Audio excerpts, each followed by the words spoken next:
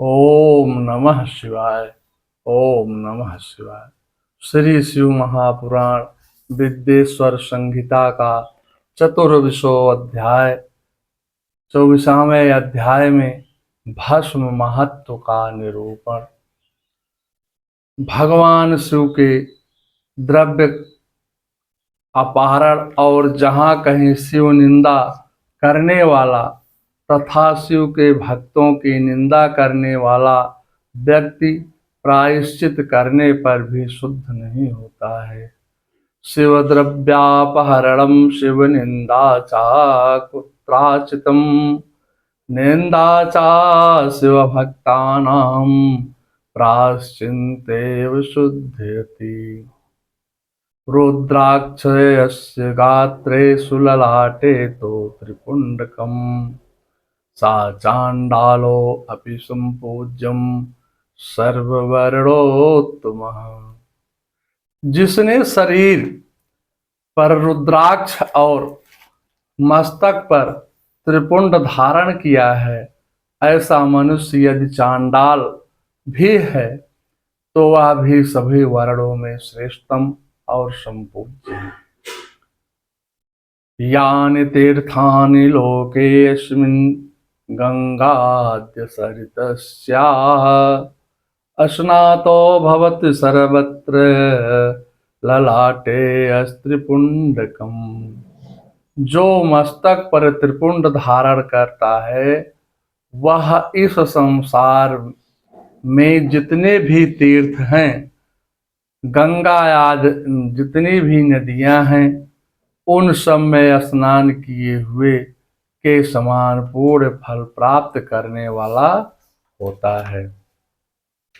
पंचाक्षर मंत्र से 7 करोड़ महामंत्र और अन्य करोड़ मंत्र शिव कैवल्य से प्राप्त करने वाले होते हैं। सूत जी कहते हैं, हे मुनि लोग, विष्णु आदि देवताओं के लिए प्रतिपादित अन्य जो मंत्र हैं वह सभी सुखों को देने वाले हैं। वो त्रिपुंड धारण करता है, उसके वश में वह सब मंत्र स्वतः ही हो जाते हैं। त्रिपुंड धारण करने वाले मनुष्य अपने वंश और गोत्र से उत्पन्न हजारों संतानों का उद्धार करता है। जो त्रिपुंड धारण करता है उसे इस लोक में रोग रहित दीर्घायु प्राप्त होती है और वह संपूर्ण भोगों का उपभोग करके जीवन के अंतिम समय में सुखपूर्वक ही मृत्यु को प्राप्त करता है। वह मृत्यु के पश्चात अणिमा, महिमा आदि 8 ऐश्वर्यों और सद्गुणों से युक्त दिव्य शरीर वाले शिव को प्राप्त करता है और दिव्य लोक के देवों से सेवित दिव्य विमान पर चढ़कर शिवलोक को जाता है।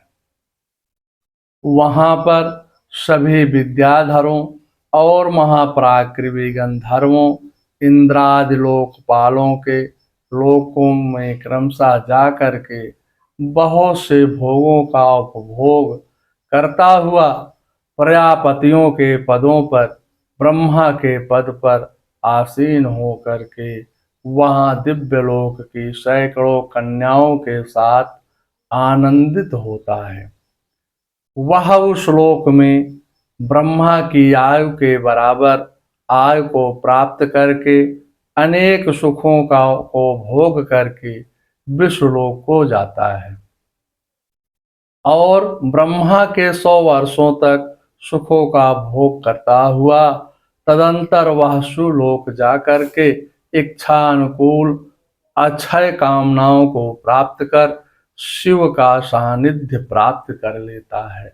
इसमें कोई संदेह नहीं है। सभी उपनिषदों सार को बारंबार सम्यक रूप से देख करके यही निर्णय लिया गया है कि त्रिपुंड धारण करना ही परम श्रेष्ठ है। विभूतम निंदते यो वै ब्राह्मणं सोऽन्य जात का प्रयाति नरके घोरे यावत् ब्रह्मा चतुर्मुखा। जो ब्राह्मण विभूति की निंदा करता है वह ब्राह्मण नहीं है, अन्य जाति का है, और विभूति निंदा के कारण उसे चतुर्मुख ब्रह्मा की आयु सीमा तक नरक भोगना पड़ता है। श्राद्धे यज्ञे जपे होमे वैश्य देवं सुरार्चने धृत त्रिपुंडम पूतात्मम मृत्युम जयति मानव। श्राद्ध यज्ञ जप होम बलिष्ठ देव और देव पूजन के समय जो पूतात्मा मनुष्य त्रिपुंड धारण करता है वह मृत्यु को भी जीत लेता है। जलय स्नानम मल त्यागे भस्म स्नानम सदा शुचि मंत्र स्नानम हरेत पापम ज्ञान स्नाने परम पदम। मल त्यागने पर शुद्ध के लिए जल स्नान किया जाता है, भस्म स्नान करने पर सदा पवित्रता आती है, मंत्र स्नान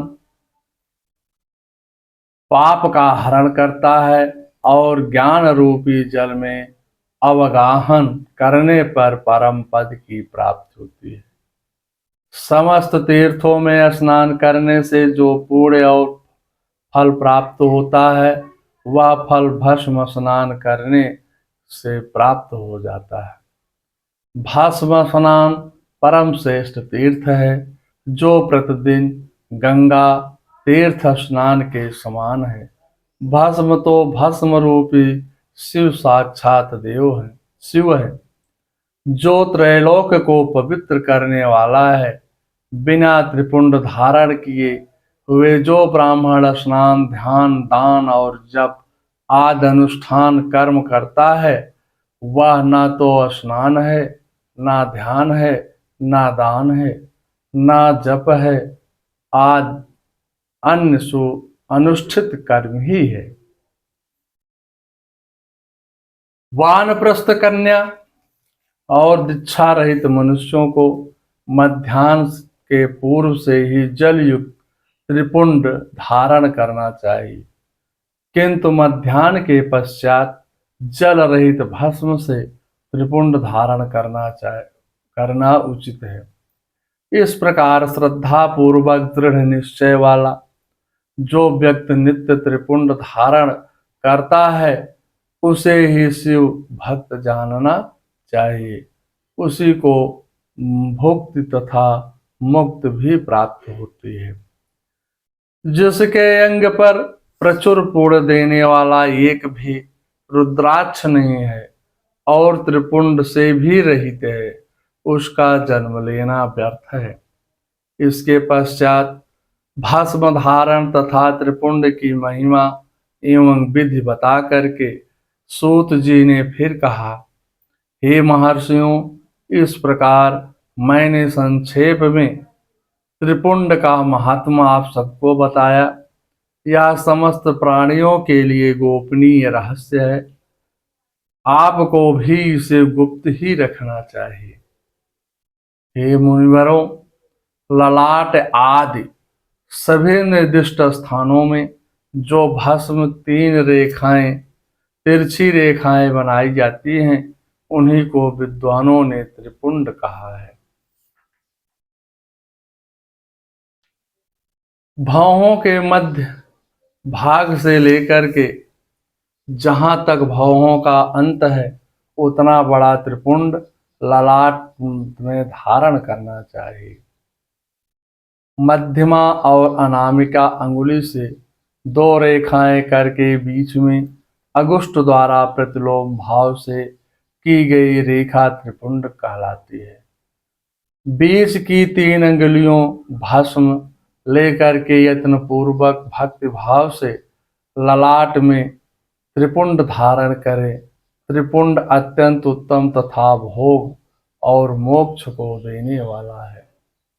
मंगलम भगवान विष्णु मंगलम गरुड़ाध्वजा मंगलम पुंडरीकाक्षाय मंगलाय तनोहरि।